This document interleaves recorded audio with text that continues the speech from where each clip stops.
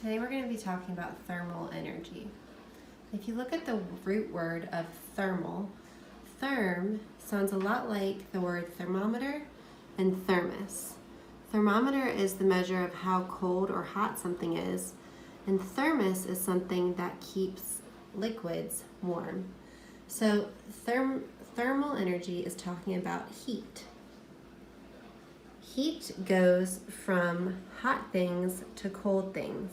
If you think about holding a hot cup of hot chocolate when your hands are cold, the hot chocolate warms up your cold hands. Heat is the transfer of thermal energy. The way that heat works is if you imagine water in a measuring cup and you put that water into a microwave, the molecules and atoms inside the water, inside the H2O, start moving faster and faster. Those fast moving molecules are moving quicker because they have more thermal energy, and the temperature rises and increases. And the more it increases, the faster they move. This causes matter to go from solid to liquid to a gas. Here you just see an ice cube melting all the way. This is a physical change because you can go back from a liquid to a solid.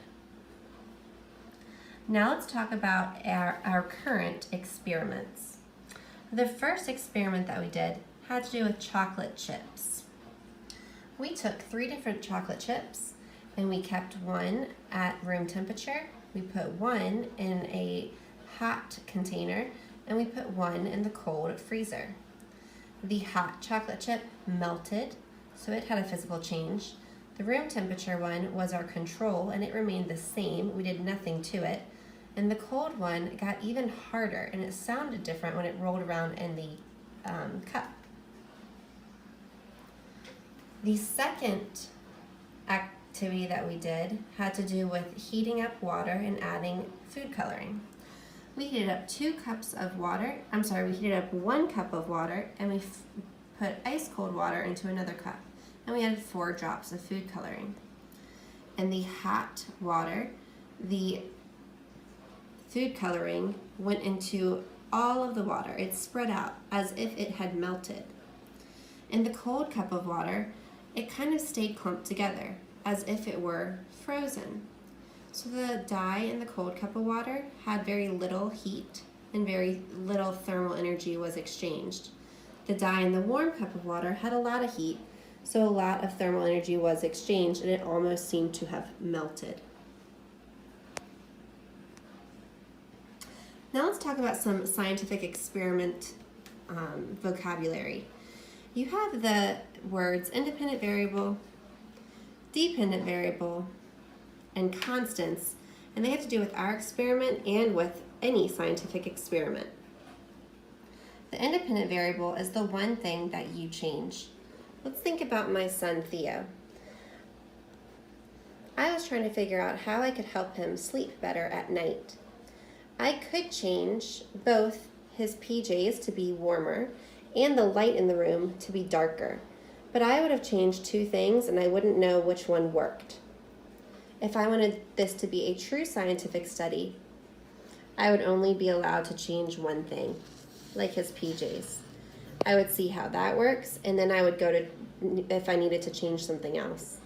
The one thing that I changed were his PJs, and that's the independent variable. What I was trying to measure was how quickly he fell asleep. I could measure that in time, and that is the dependent variable. I don't really have any control over that. I only have control over the independent variable because it's the one thing I changed. The other things all were constants. I had the same baby and the same crib and a lot of other things that were the same. When you have a hypothesis with an if-then statement, the independent variable comes after the if. If I changed Theo's PJs to be cooler, then he would fall asleep faster. And then I would test that hypothesis. You can apply all of that scientific vocabulary to our thermal energy experiments. When you look at the scientific experiments that we did for this study, you can apply the vocabulary to our experiments. With the chocolate chip experiment, what was the independent variable? What was the one thing that we changed?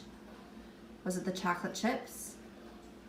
Was it the temperature of the containers? Or did we control what happened to the chocolate chips?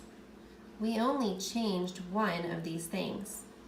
One of the things is what we measured or what we observed. We saw some qualitative data when we started poking the chocolate chips. And the other parts were the same. If you think about the containers these chocolate chips in, they were the same. Many things were the same. We only changed one thing. If you think about our dye experiment, we only had one difference when we started with our 2 cups of water. What was the independent variable or the one thing that you changed? Then what was measured in this experiment? What did we look for to observe? And what things were the same with the hot water and the cold water? Good luck!